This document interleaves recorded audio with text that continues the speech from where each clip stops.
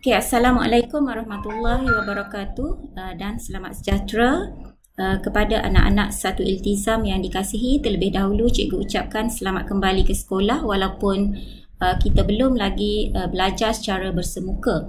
Okay, dan pada hari ini cikgu akan ulang sekali lagi proses menyelesaikan ketaksamaan linear dalam satu pemboleh ubah supaya kefahaman kita akan lebih kukuh berkenaan topik berkenaan.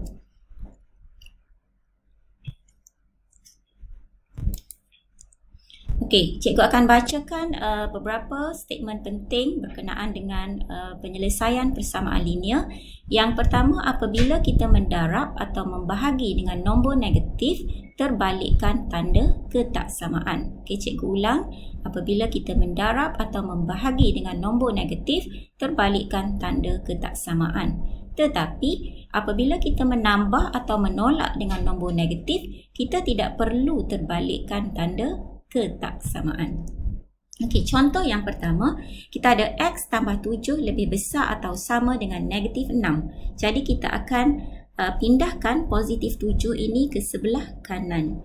Jadi X lebih besar atau sama dengan negatif 6 tolak 7. Pastikan kita tukarlah daripada tambah 7 menjadi tolak 7. Jadi X lebih besar atau sama dengan negatif 13. Okey, itu contoh yang pertama. Okey, contoh yang kedua, X per 3 lebih kecil daripada 12. Okey, ingat per bermaksud bahagi. Jadi kita akan bawa 3 ini ke sebelah kanan menjadi X lebih kecil daripada 12 darab 3. Okey, cikgu lebih suka gunakan tanda kurungan untuk mewakili pendaraban.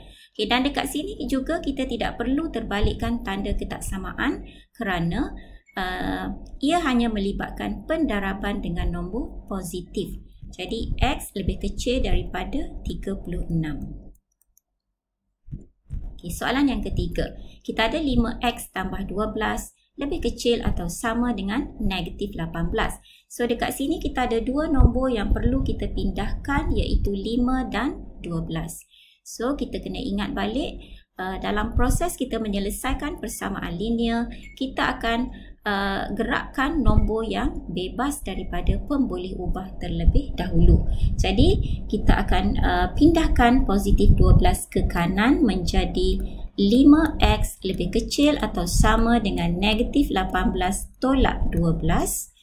Jadi 5X lebih kecil atau sama dengan negatif 30. X lebih kecil atau sama dengan negatif 30 bahagi 5. Okay, kerana 5X itu adalah 5 darab X. So, bila kita pindah ke kanan, kita akan tukar kepada bahagi X lebih kecil atau sama dengan negatif 6. Okay, so ini adalah proses yang perlu kita buat satu persatu. Okay, contoh yang seterusnya, contoh yang ke D, kita ada 5 tolak 2X lebih besar daripada 13. So, kita akan gerakkan 5 dahulu. Jadi, kita ada negatif 2X. Okey, di sini cikgu ingin tekankan satu lagi kesalahan yang biasa dilakukan oleh pelajar. Okey, 2X ni ada negatif dekat depan. So, kita kekalkan tanda negatif.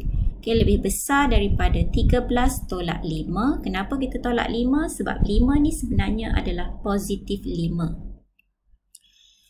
Okey, negatif 2X lebih besar daripada 8, kemudian negatif 2X bermaksud negatif 2 darab X.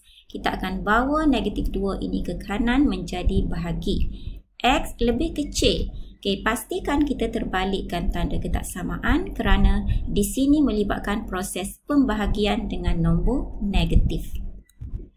Okay, X lebih kecil daripada negatif 4. Okay, ada satu statement penting dekat bawah. Apabila melibatkan pembahagian dengan nombor negatif, tanda ketaksamaan mesti disongsangkan. So, dekat sini kamu mesti teliti semasa membahagi atau mendarab dengan nombor negatif. Okey, seterusnya, kita ada, ini adalah satu sebutan X per negatif 3 tolak 4 lebih besar daripada 1. Jadi, kita akan bawa nombor yang bebas daripada pemboleh ubah terlebih dahulu. X per negatif 3 lebih besar daripada 1 tambah 4 X per negatif 3 lebih besar daripada 5. Sekarang kita akan bawa negatif 3 ke kanan menjadi darab. Jadi X lebih kecil daripada 5 darab negatif 3. X lebih kecil daripada negatif 15. Okey, kenapa kita terbalikkan tanda ketaksamaan? Kerana ia melibatkan pendaraban dengan nombor negatif. Okey, cikgu ulang sekali lagi dan cikgu akan sentiasa ulang berkali-kali apabila melibatkan pendaraban ataupun pembahagian dengan nombor negatif, terbalikkan tanda ketaksamaan. Okey, seterusnya contoh yang ke F. Okey, 2 kurungan 3x tolak 5 lebih besar daripada 50. Okey, dekat sini ada pelbagai cara untuk kita selesaikan ketaksamaan linear. Salah satu cara ialah dengan mendarab. Okey, melibatkan pengembangan. Okey, 2 darab 3x kita dapat 6x, 2 darab 5 dapat 10 lebih besar daripada 50. Kemudian bawa negatif 10 ke kanan. Kita ada 6x lebih besar daripada 50 tambah 10. 6x lebih besar daripada 60. X lebih besar daripada 60 per 6. X lebih besar daripada 10.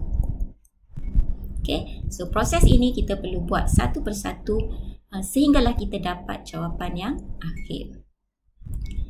Okay, seterusnya kita ada satu sebutan. Jadi kita akan bawa negatif 7 dulu ke kanan kerana negatif 7 bebas daripada pemboleh ubah. Jadi kita ada negatif 2x per 3 lebih kecil daripada 5 tambah 7. Negatif 2x per 3 lebih kecil daripada 12. Okey. Kalau kamu lihat tanda negatif ini berada di tengah-tengah. Sebenarnya boleh je kita nak bawa ke atas atau ke bawah. Tapi biasanya kita akan bawa dia ke atas. Jadi kita akan pindahkan 3 sahaja ke kanan. Negatif 2x lebih kecil daripada 12 darab 3. Negatif 2x lebih kecil daripada 36.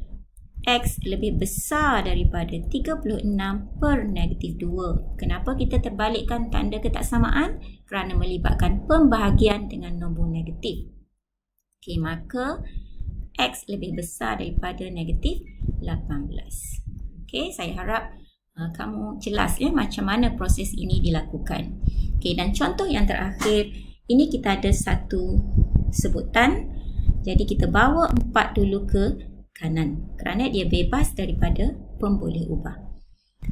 Okey, so kita ada negatif 3x tambah 5 lebih besar atau sama dengan 8 darab 4. Negatif 3x tambah 5 lebih besar atau sama dengan 32. Kemudian bawa positif 5. Jadi negatif 3x lebih besar atau sama dengan 32 tolak 5. Negatif 3x lebih besar atau sama dengan 27 dan bawa negatif 3 ke kanan. X lebih kecil atau sama dengan 27 bahagi negatif 3. X lebih kecil atau sama dengan negatif 9. Okey, so kita dah habis melihat contoh-contoh penyelesaian kepada ketaksamaan linear dan sekarang kita akan terus kepada latihan pengukuhan untuk pastikan kamu benar-benar faham macam mana proses penyelesaian persamaan linear dilakukan. Okey, so kat sini ada 6 soalan. Yang pertama, selesaikan ketaksamaan linear berikut A, B, C, D, E, F. Okey, so bagi setiap soalan ini kamu tunjukkan jalan kerja dengan teliti dan apabila kamu dah habis menyelesaikan kesemua soalan daripada A hingga F, kamu boleh snap dan WhatsApp kepada cikgu secara personal. Dalam masa yang sama, cikgu akan share skema jawapan dan cikgu juga akan rekodkan markah kamu sebagai markah PBD yang berterusan. Okey, dan jangan lupa kita akan jumpa di Google Meet pada hari Rabu untuk subtopik yang seterusnya. Sekian, Assalamualaikum warahmatullahi wabarakatuh.